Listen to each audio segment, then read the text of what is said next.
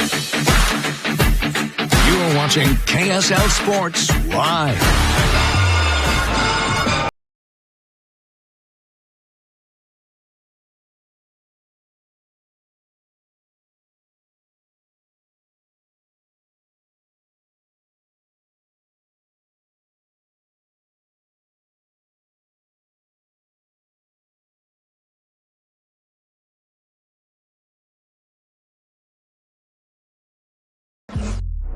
How about this Jazz? Tonight on KSL Sports Live, we'll look back on their thrilling win over the Memphis Grizzlies and their surprising 5-2 start to the season. Yeah, and as always, we are your home for football. We look back on the Utes' win over Wazoo. Sly will break down how Bryson Barnes led them to an important win. And what about the Cougars? What are they saying after another disappointing loss? Hey, how about Utah's road win over Washington State Thursday night? It's helped them climb up 2 spots in the AP poll this week. The Utes are ranked 12th now in the nation. 3 other Pac-12 teams are in the top 10. Oregon, USC, UCLA. They're all ranked 8th, 9th, and 10th, respectively.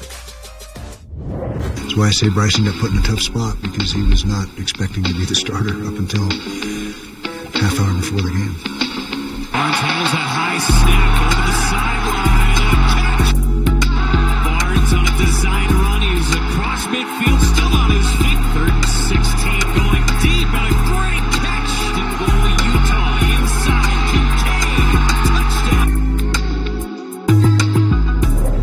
On Thursday night, the Utes went to Pullman for a conference tilt with Washington State. They got the win, but they did so shorthanded. Tavian Thomas didn't even make the trip, and Cam Rising ruled out moments before kickoff, which opened the door for sophomore quarterback Bryson Barnes to make his first career start. Barnes completed 17 of 27 passes for 175 yards and a 5-yard touchdown pass to Dalton Kincaid. He also ran for 51 yards on 8 attempts, including a long rush of 28 yards. Not bad for a kid who didn't know he was starting until after pregame warmups.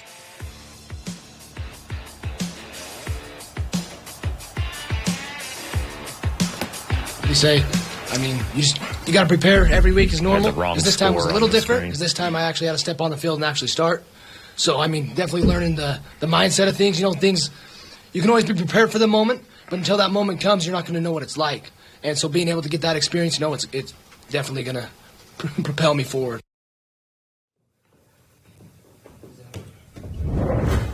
All right, we're back with Sly now. Stevenson Sylvester joins us, and you're looking at what Bryson Barnes did, and that was obviously the story of the game. What we want to ask you is, how did he do this, especially knowing that he didn't get any reps as a starter in practice? Well, this is everybody else helping him out in this football game.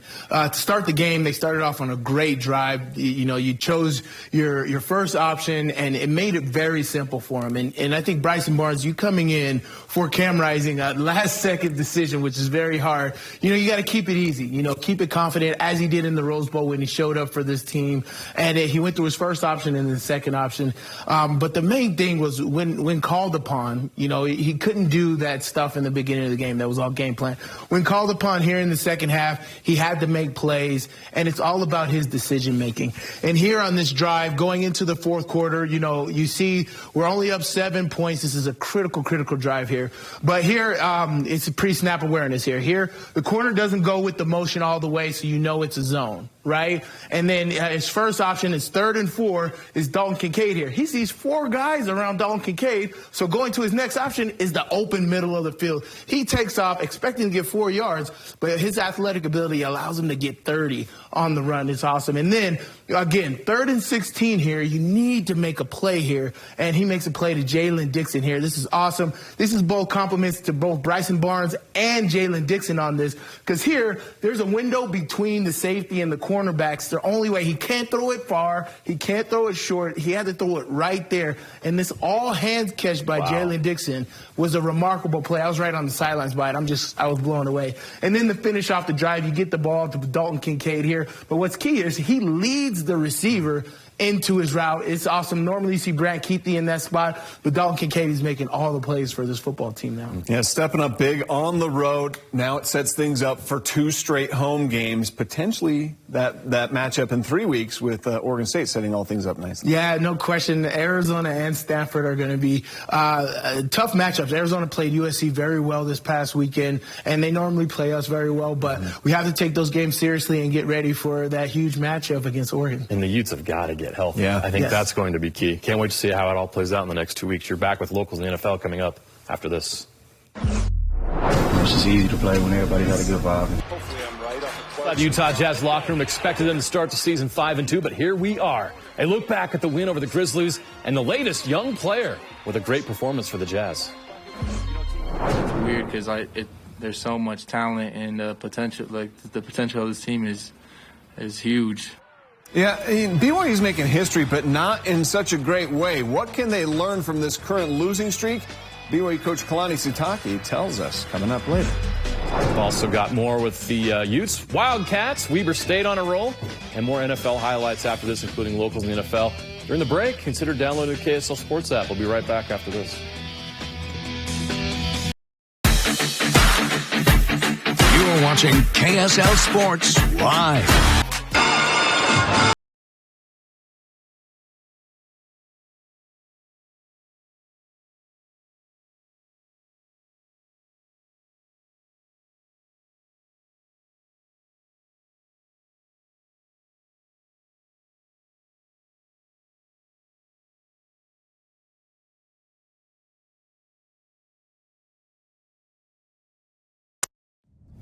The Utah Jazz are on a mission to prove the doubters wrong. They're off to a great start, 5-2 after that thrilling win over the Memphis Grizzlies Saturday. They currently have the 3rd best record in the Western Conference. Yeah, and 4 of those 5 wins have come against teams that should be in the Western Conference playoffs at season's end. This the Nuggets, Timberwolves, Pelicans, and Grizzlies, of course. The way the Jazz won Saturday night against the Grizzlies was actually pretty impressive as well. Lauri Markkanen and Kelly Olynyk led the Jazz in scoring with 23 each, but it was the play of Jordan Clarkson that really fueled the team here. 21 points on 9 of 17 shooting. And not just the way he's creating scoring opportunities for himself, but facilitating them for others. 6 assists, including that one to Malik Beasley for what was the game-winning three-pointer. The Jazz, of course, now 5-2. For the past, years since I got moved to the bench, I've just been a gun. So it's hard to shoot. I'm in a position to make plays for my teammates, still, shooting the ball and doing that. But just kind of slowing down and, figuring out where guys are. And, it's just easy to play when everybody got a good vibe. Each game, the Jazz are finding out they have more talent on their roster than previously thought, of course, by those on the outside. The latest Jazz player to take advantage of their opportunities is Nickeil Alexander-Walker. In Saturday's win, he earned 21 minutes off the bench, scored 11 points on 4 of 8 shooting. He was 2 of 5 from 3. He also added 2 rebounds, 2 assists, 2 steals, and a block. Knowing how much time this summer I spent to try to be consistent with it and just trusting myself. That was the main thing. It's hard to fight wanting to do well when you don't get minutes, because it's like this is my time to kind of show, improve, but just allowing the game to come, trusting my work, and if I missed it, I knew it was a good shot. I knew I worked hard enough, and I know I can make the shot. So I just let my work and results take its course. Donovan Mitchell and the Cleveland Cavaliers, that weird to say, right? Off to a 5-1 start, 5 straight wins, and Don is off to a sizzling start, averaging 31 points per game in his new home. This isn't new, looks as explosive as ever. Donovan dropped 38 Sunday on the Knicks. You may probably think he had some extra motivation, right? Not worth 4 first-round picks, huh? 8 threes, he also had 12 assists. Kevin Love turning back the clock with 6 three-pointers, 29 off the bench. Donovan Mitchell, the second player in NBA history to record 5 30-point games in his first 6 games with the team. The other, Wilt Chamberlain. My goodness, those type of highlights make me miss them. All right, the Clippers kind of stink, and their skid continued against the Pelicans today.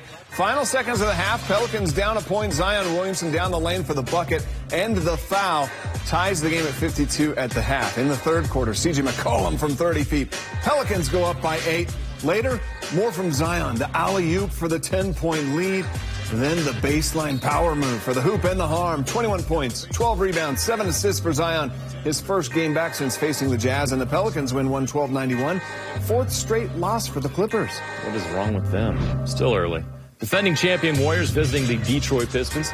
Steph Curry did what he does. Drops a game-high 32 points, made 4 threes. But the Pistons were the better team on Sunday. Cade Cunningham, 23 points, 10 rebounds, 9 assists, one shy of a triple-double. One of those assists going to Bojan Bogdanovic. He's thriving in his new home. 21 points, 3 of 6 from 3. He's averaging 23 points per game, and the Pistons beat the Warriors. Just agreed to a new huge contract extension as well. All right, all is not so well in Provo this fall. After winning 21 of 25 games over the past 2 seasons, the Cougars are now in the midst of one of its worst stretches in program history. Losers of 4 in a row in a single season for just the 5th time in the last 49 seasons. Friday night's game against East Carolina was a heartbreaker. The Cougars losing at the gun on a 33-yard field goal by ECU kicker Andrew Conrad. BYU's mistakes are familiar ones, too, converting just 2 of 8 third downs and allowing the Pirates to convert 6 of their 13 third downs. ECU's offense racked up 424 total yards of offense. It's confusing not only to the fans, but also to the team. It's weird, you know, when I first got here, experienced similar adversity, and it's kind of come full circle, and it's weird because there's so much talent, and the potential of this team is huge. This has just brought us closer as a team. Got a good group of dudes, and there's not a single quitter in our locker room. Sometimes success can mask some of the issues, and so this kind of exposes a lot of it, and I'm really excited about correcting things and getting things back to where we can play at our best. Nobody imagined that we'd be in this situation coming into this year, and so but it is what it is, and we just got to respond in the best way possible. There are no such issues in Ogden. Weber State lost a heartbreaker last week in Bozeman against the Montana State Bobcats. They didn't let it beat them again this week. The 5th-ranked Wildcats held off a late rally to defeat the Montana Grizzlies 24-21. The run game was key in that win. Dante McMillan racked up 100 yards on 23 carries. Damon Bankston had 79 yards and the game's first touchdown. Bronson Barron connected with Ty McPherson for a 69-yard touchdown pass in the 3rd quarter that gave the Wildcats the lead for good. He also tossed an insurance touchdown to Hayden Meacham in the 4th. And how about the defense? Holding Montana to just 114 yards of total offense and only 42 rush yards. The Wildcats now 7-1, another big game Saturday when they host 2nd-ranked Sacramento State at 1 p.m. But I'm very proud of our guys. They fought, they clawed, they dug. It wasn't always perfect, never is going to be when you play a great team. But I'm happy with how they responded and happy with so many individual performances that came up throughout the game. I had a room full of dudes Tuesday morning, 7 a.m. that were in my office ready to go. And their resolve and resilience and all that stuff that they showed this week, the only way I can say it is very proud. Speaking of defense, the Utes' defense was outstanding in Thursday's win at Washington State. A season-high 10 tackles for loss. They got 4 sacks for the 2nd consecutive game. Mo Diabate had 2 of those sacks. Van Fillinger forced a fumble for the first time in his career. Karene Reed has a sack in 3 straight games. And Sione Vaki had a career-high 9 tackles. I feel like we have great coaches, great leadership, so we should be able to build on this performance to keep going. You know, it's simply about doing little things, like Coach said, owning your 20 square feet, doing everything that you can do to make sure that you're the best for this program, and everyone's buying into that. So I feel like we're just going to keep growing, getting closer, getting more comfortable with each other, and just keep growing and being a better defense. All right, each week on KSL Sports Live, we recognize a former Utah high school sports star who had an outstanding performance in college. Yeah, it's called Hometown Heroes. It's brought to you each week by Brent Brown Toyota. And this week, we honor the Prince of Pigs, the man from Milford.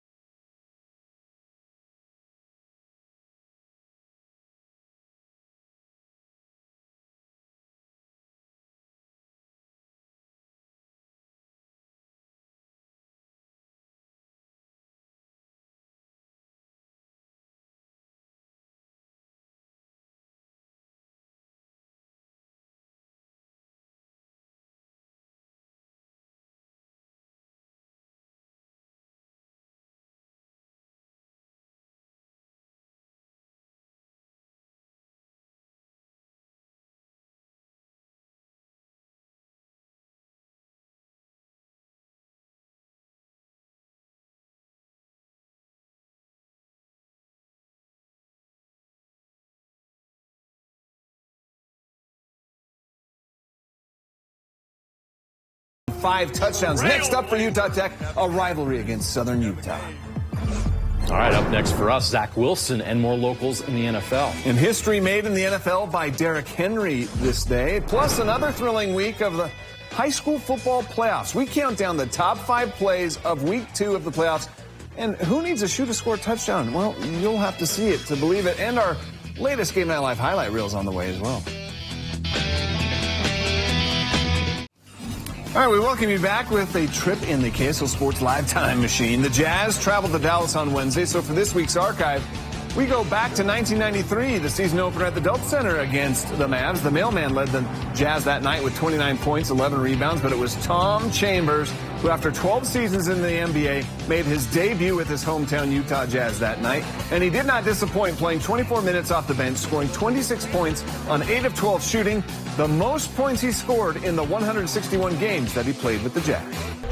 All right, now to high school football. Week 2 of the playoffs did not disappoint. Yeah, we've got all the best goosebump moments put together into this 90-second highlight reel. It's the Game Night Live highlight reel.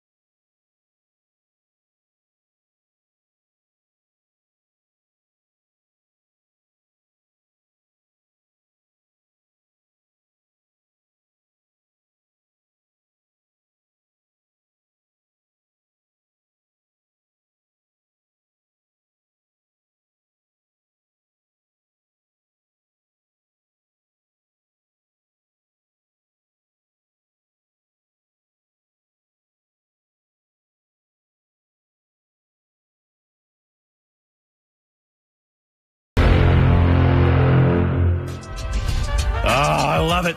Now on to the quarterfinals. Our Game Night Live Game of the Week will feature the 23 seed. Yes, the 23 seed. Wasatch Wasps are in the quarterfinals. Can David slay Goliath? They get their chance against the 10th U Thunderbirds, the 2 seed in 5A. Kickoff Friday, 4 p.m. on the KSL TV app, KSL Sports app, and KSLSports.com. We will be right back.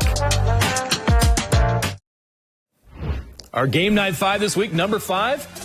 Keep your eye on number 10 for the Milford Tigers. That's Bo Hardy hurdling a tackler and then taking it to the house 55 yards for the touchdown. A play that would make Bryson Barnes proud. Milford moves on, with a 59-34 win over North Sevier. Number 4, Beavers' miracle finish against Summit Academy to win on Friday night. They went 80 yards in 29 seconds. Baylor Blackburn, with that incredible catch, helped set up the game-winning touchdown pass with just 2 seconds left to complete the comeback. Beaver moving on. He is that wide open, and then into the end zone for the touchdown. We cut it short. Number 3, Kanab's Kason Janes takes a pass from Griffin Bone, spins past the defender, weaves his way through the Duchesne defense for a 74-yard touchdown. The Cardiac Cowboys survive and advance 27-26. Number 2 comes from Spanish Fork's Tenny Worthen on the jet sweep. He got tripped up enough to lose his shoe on the run, but he still goes for the 53-yard touchdown. And the celebration, hey, look, Mom, no shoes. I hope they found it. And number 1, Timpview running back Micah Beckstead. First, he pulls off some kind of magic act. His knee doesn't hit the ground. He rolls over a defender and then takes it to the house, 31 yards.